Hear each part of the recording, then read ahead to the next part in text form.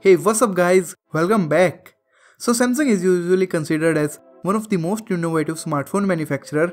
Their recent smartphone, the Galaxy S10, is very innovative, but the innovation of the Galaxy S10 will look nothing when compared to the Galaxy A90. Samsung has changed their strategy and now they only bring the newest innovation to the mid-range phones before carrying them over to the high-end smartphones. With the Galaxy A90, Samsung will show us the world's first rotating pop-up camera. I still can't exactly wrap my head around it. Like how? How can you make a rotating pop-up camera?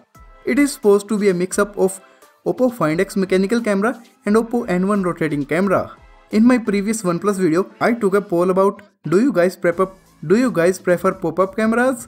And about 70% of you guys don't like it. And now with the Galaxy A90, the camera is pop-up plus rotating. So I can assume that even less number of you guys will be interested in this.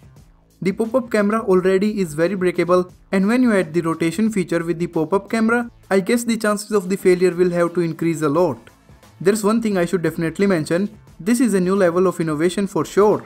Even in my imagination, I can't even think about how could a pop-up camera also work as a rotating camera. And if Samsung can make something like this happen, we should definitely appreciate the level of engineering which went in this phone. Also, we know that rear cameras are superior than front cameras, so if the rear camera can rotate, we will definitely get the best possible selfies.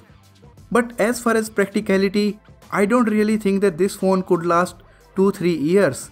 And one more thing I should mention, on the rear we have usually 3 or 4 cameras. So what would the pop-up mechanism look like? Or maybe something like this. Okay, jokes apart, one serious thing is that would all the cameras rotate front and back?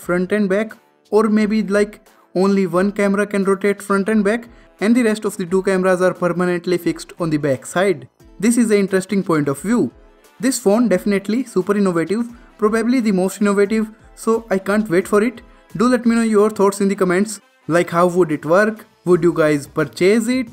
I will cover every single detail on this phone, so don't forget to subscribe, like if you enjoyed, and as always, thanks for watching.